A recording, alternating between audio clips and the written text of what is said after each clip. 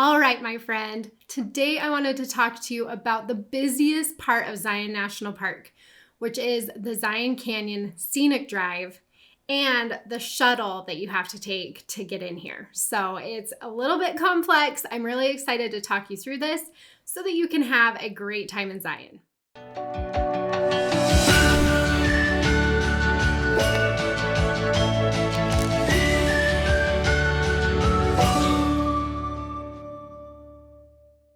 My name is Ash. I'm a former park ranger and the founder of Dirt in My Shoes, and I have spent a ton of time in Zion throughout the years. I'm from Utah. You can find me down there a lot, and so I am a pro at navigating the shuttle system and getting into the Zion Canyon scenic area and really being able to do all of the hiking and seeing all the views that you're going to want to see as well.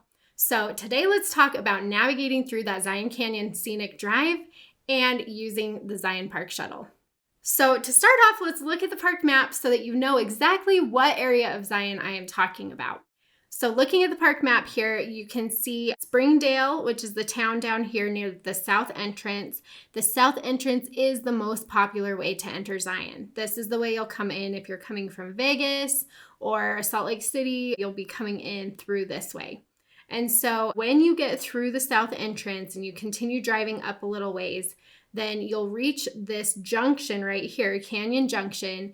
And beyond this junction, you cannot drive your own vehicle for most of the year. And so anything up in here requires the use of the free park shuttle for most of the year. Again, it's from March through November. So there's really only a couple months there that the shuttle doesn't run. So for the majority of visitors to Zion, you will be using the shuttle. You can drive your own vehicle up through here. So I get this question a lot. Anything along here, you can drive your own vehicle too. The shuttle doesn't come here. This is the Zion Mount Carmel Tunnel and the highway. It takes you out to the east entrance and then up to Bryce Canyon National Park. This you can drive with your own vehicle. This you can drive with your own vehicle. So even though the shuttle runs right here, you can drive your own vehicle up to Canyon Junction and then cut over and go this way. So if you don't want to bother taking the shuttle, you can do that. But I have to say, the best things in Zion pretty much are up in here. So you will need to take the shuttle for those. And this area up here is what I am referring to as the Zion Canyon Scenic Drive. This is what that is when I say that. So as you look at the map and as we're talking about things, when I say the Zion Canyon Scenic Drive, I am referring to the area from Canyon Junction and up to the Temple of Sinawava. So let's talk about what you can see in the Zion Canyon Scenic Drive area. And also I'll give you a few tips on using the shuttle, making sure you know how to do that. So let's start with how you actually access the Zion Canyon Scenic Drive area if the shuttle is running. And again, you'll want to check the Zion website, but the shuttle typically runs, it will start running like weekends in February and then full-time in March and all through until just usually right after Thanksgiving. And then it will go off for a little bit after Thanksgiving and it will come back during the Christmas and New Year's holidays. And then it will stop running again until it gets to those weekends in February. So there really is just that short window of time that the shuttle doesn't run. But for all purposes of this video, we're just going to assume that the shuttle is running and that you have to take that shuttle into Zion Canyon. And so let's talk about how to do that. So on the Zion website, there is this map. I don't know if you call it a map, an infographic about the Zion shuttle. And so you'll want to look through this. This webpage also has information on what times these run. And that's information you'll definitely need to know. So I will link this website into the video description below so you can go check this out. But I want to walk you through kind of what happens. And so there are actually two different shuttle lines in this area of the south entrance and getting you up into the Zion Canyon Scenic Drive. There is a Springdale line, and so this is nice. If you're staying in Springdale, you'll see that this line stops at a lot of the hotels in Springdale and will take you to Zion Canyon Village. Okay, and from the Zion Canyon Village, there's a walkway that you can use to get to the Zion Canyon Visitor Center. So it makes it really nice and easy. I can show you a map of what this kind of looks like here. So you've got the town of Springdale here, and there are some parking lots too. If you're not staying at one of the shuttle stops, you can park in Springdale, and then the shuttle is taking you down through here, and it drops you off down by here, by the Zion Canyon Brew Pub, the Cable Mountain Lodge, and the Zion Outfitter. And there is a parking lot here too. And there's a parking lot here. So you can park pretty close and then just walk down here. And then what you're going to do is you're going to cross a bridge over the river. And then there's this pedestrian entrance here, which is a staffed entrance station where you will show them your annual pass to get into the park, or you'll pay your fee to get into the park here.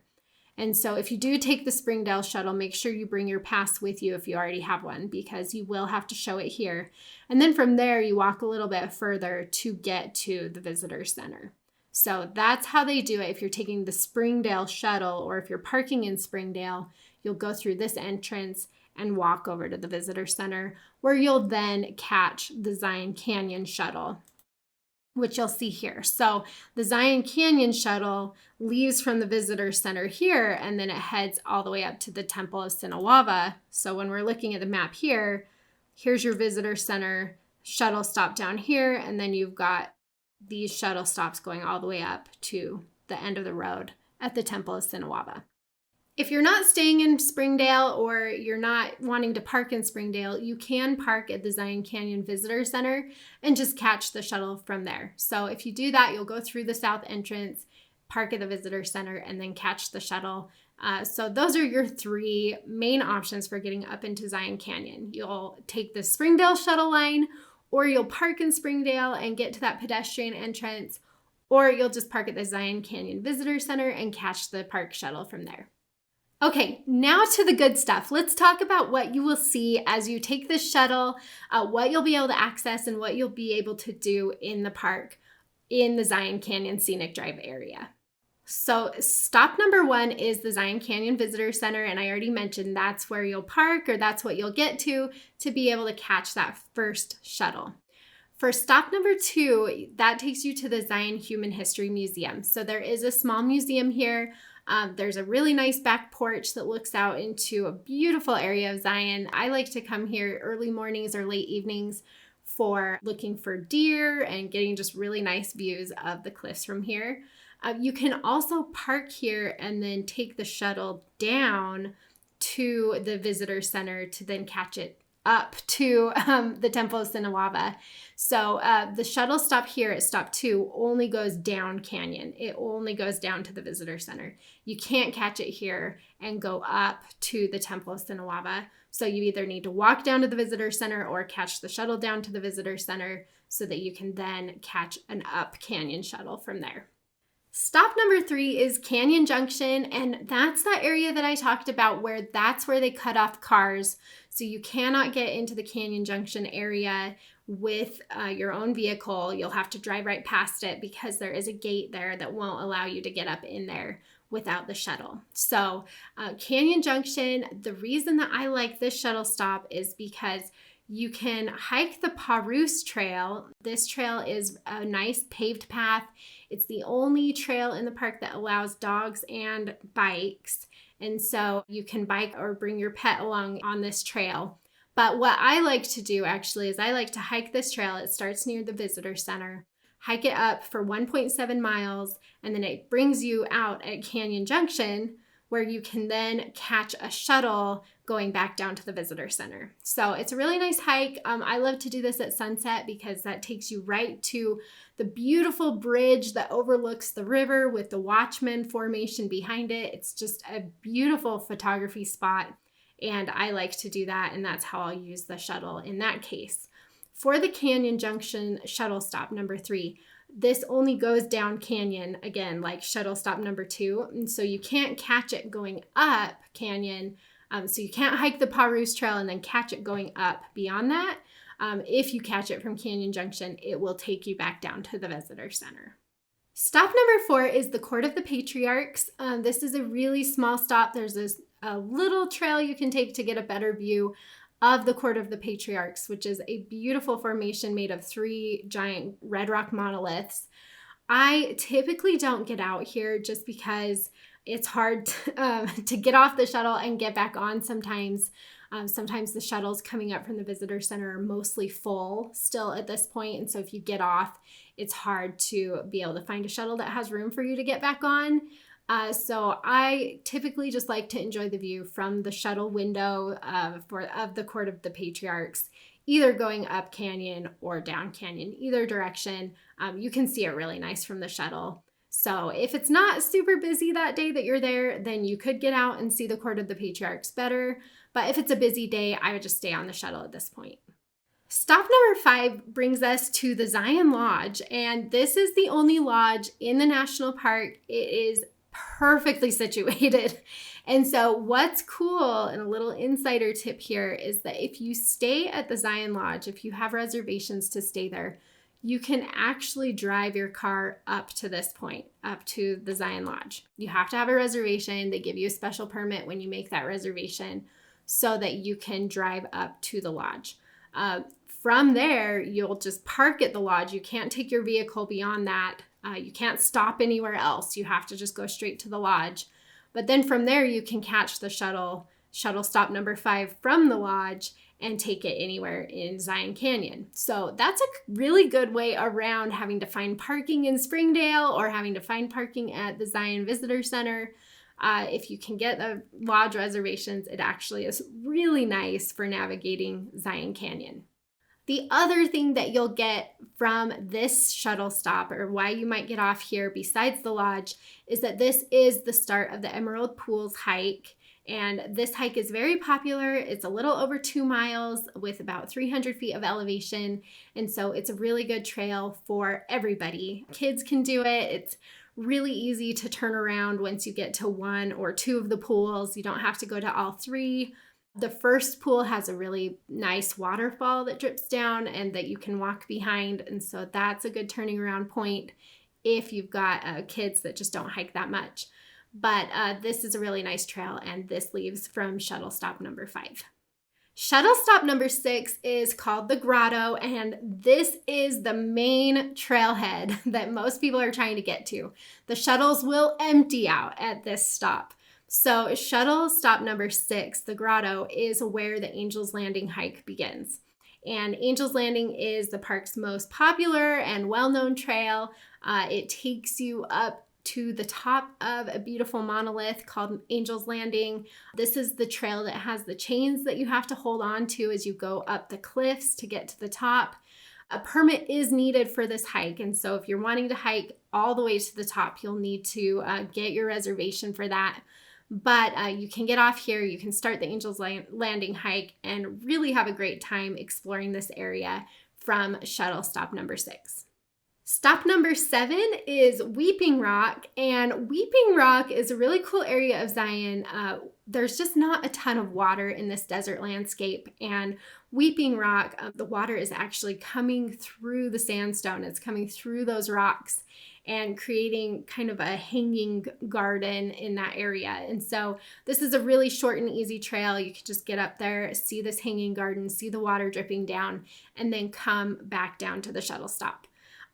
This shuttle stop historically was used to access both the Observation Point Trail and the Hidden Canyon Trail, but there was a massive rock slide in this area and it just totally wiped out those trails. So at this point, you can't go beyond Weeping Rock, but it is a nice little stop and a way to see something different that you probably haven't seen in Zion yet. Stop number 8 in the Zion Canyon area is Big Bend, and Big Bend is just a really nice big curve of the Virgin River that you can stand and get really nice views from here. This is a down canyon stop only, so the shuttle won't stop as it's heading up to the Temple of Sinawava, but it will stop as it's coming down from the Temple of Sinawava, and it will take you back down canyon towards the visitor center. So Big Bend, the reason to get out here, if you're interested in seeing any California condors in Zion National Park, this is the place to do it. So if you get out at Big Bend, you can look at the surrounding cliffs And these cliffs are typically where the condors live and where they hang out. And so I'll cross my fingers for you. If you're hoping to see condors, Big Bend would be the place to do that. And stop number 9, we made it to the last shuttle stop in the Zion Canyon Scenic Drive area. Stop number 9 is the Temple of Sinawava. This is the trailhead for both the Riverside Walk and the Narrows. So again, similar to the shuttle stop, the Grotto, where Angel's Landing starts, the shuttle will just completely empty here because a lot of people want to come and hike the Narrows. And this is also the shuttle stop that will fill up a lot as people are trying to go down canyon. It's a very busy part of the park. So the Riverside Walk is a really nice, flat and easy trail that leaves from the Temple of Sinawava shuttle stop and goes up into the canyon. And it follows the river. It's about 2 miles round trip, but mostly flat. And this is a really good option if you're just wanting a nice riverside stroll. I really like this one. If you want to get to the Narrows, then you'll do the Riverside Walk up to where it ends, at which point there are stairs that just take you right down into the Virgin River, and you'll start hiking through the river from there to get into the Narrows. The Narrows is another one of Zion's most popular and really well-known trails. What you do is you actually hike in the river up to some beautiful slot canyons and some really big, massive canyon views. And so it's really cool. From this point, this is known as the bottom up route of the Narrows. You don't need a permit to do this one, but you can go 5 miles up and then you've got to turn back around. You can't go beyond what's known as Big Springs up in the Narrows area. So if you're wanting to hike the Narrows and you're wanting to just do it as a day hike and get up in there and then come back to the Temple of Sinawava, that is how you would do it from this shuttle stop.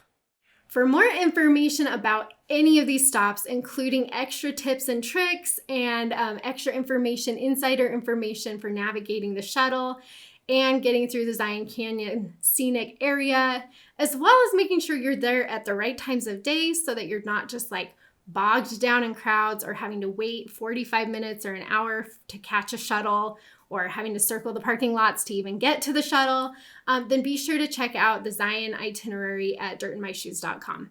I have a fully planned out trip itinerary that will get you to all of these spots so that you don't even have to do any more work.